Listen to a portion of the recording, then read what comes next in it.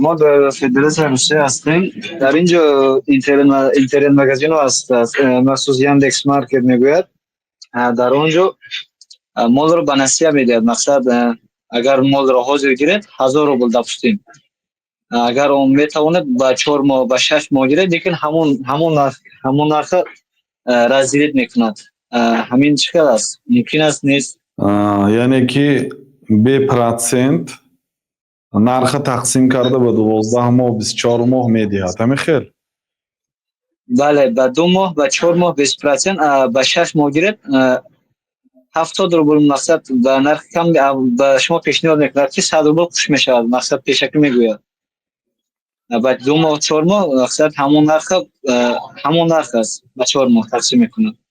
مثلا همین تلفن نرخش در بازار $1000 است، لیکن تو اگر به نقد خری $1000، نسیه خری $1500 است. گوید در ماها تقسیم کرده میتیگوید اصلا این اجازت است بدون مابیندرایی بانک باشد. خودی فیرما، خودی شرکت، خودی صاحبی مغازه مباشرتا با خریدار همین خیلی عقد بنده درست است. لیکن عقد آنها یک نامعقولی دارد که اگر تو مبلغ را هر ماه در وقت نشان داده شده نسپاری، پینه میزند، پرسنت میزند، فایز میزند.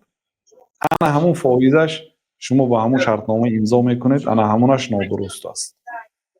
اگر به نه همین نه شرط این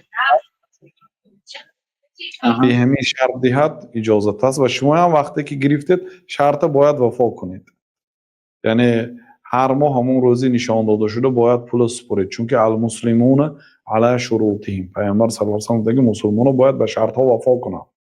وعده داد که روزی 30 میسپرد سپارد. لیکن اگر نسپاریدی در این حالت تو پرسنت میگوید انا همون شرطی باطل است، همون شرط باید بیکار کند.